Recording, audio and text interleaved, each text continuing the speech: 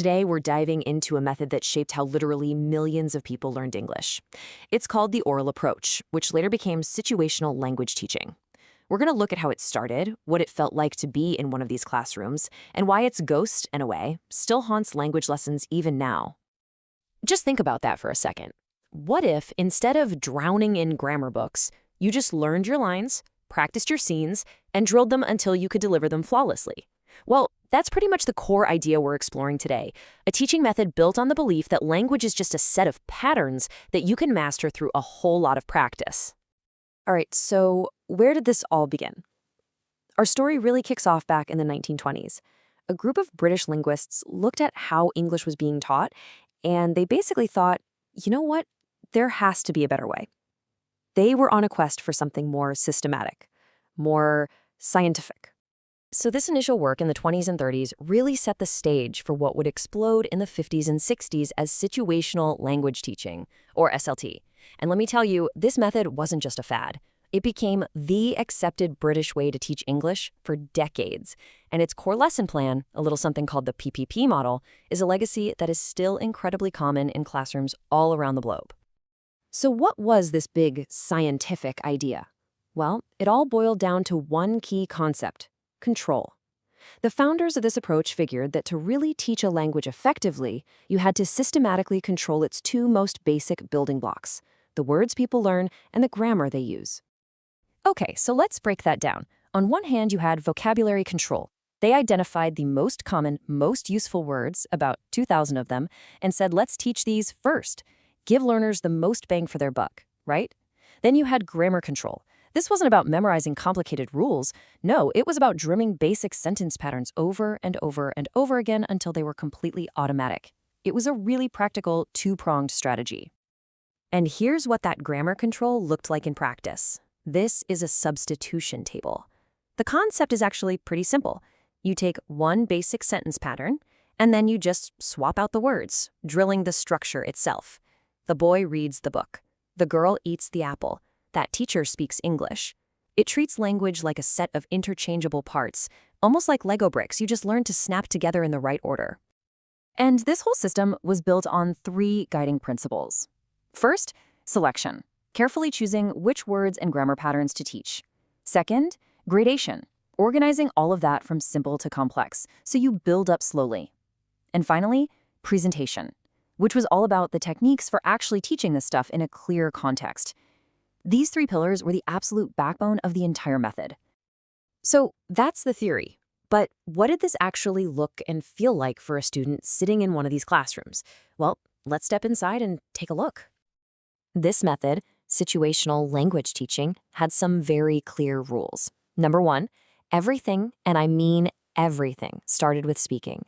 The target language was the only one allowed, so it was total immersion. But the absolute key was that every new piece of language was introduced in a situation, a clear, real-world context, using objects, pictures, or actions. The name of the game was accuracy, getting it right from the start. And who was at the center of this universe? The teacher. Their role was massive. They weren't just a guide. No, they were more like an orchestra conductor, directing every single note, every instrument, every beat of the lesson. And the teacher followed a very strict script.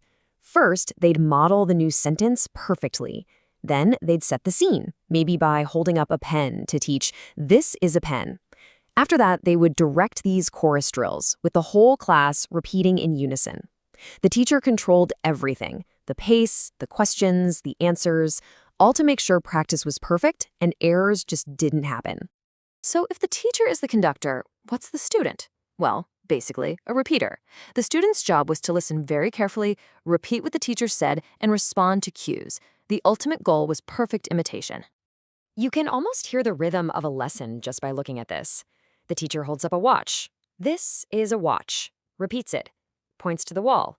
"That's a clock." Repeats it. And then the students repeat it all back in chorus. It was all about drilling that one pattern. This is a, that is a, until it became a completely automatic habit. Now, you might be thinking, this sounds pretty rigid. And it was. You probably won't find a classroom that follows the full SLT method today. But, and this is a huge but, its core procedure has left an incredible lasting impact. It literally created a lesson format that became a global standard. And that legacy is this three-stage model: presentation, practice, production, or just PPP. It's so simple. First, the teacher presents the new language. Then the students practice it in controlled exercises to get it right. Finally, they move to a production stage where they try to use it more freely. This logical flow became the default lesson plan for generations of teachers. And you really can't overstate its influence. PPP was a cornerstone of teacher training for decades, and while things have changed a bit, it's still incredibly common. In fact, chances are, if you've ever taken a language class anywhere in the world, you've experienced a PPP lesson, whether you knew what it was called or not. But the theory behind it all eventually ran into some trouble. By the 1960s, a huge shift was happening, led by linguists like Noam Chomsky. He argued that this whole idea of language being just habit formation was deeply flawed. He pointed out that we don't just repeat sentences we've heard, we're constantly creating brand new ones. Simple repetition, he said, just can't explain the amazing, creative power of human language. So what's the bottom line? Well, on the one hand, SLT gave teachers a practical, systematic way to teach grammar and get students talking, which was a huge step forward. But on the other hand, its foundations were shaky. Critics argued that by focusing so much on perfect repetition, it was basically training students to be perfect parrots, not creative, independent communicators. And that leaves us with this really fundamental question, a debate that language teachers are still having today. What's more important?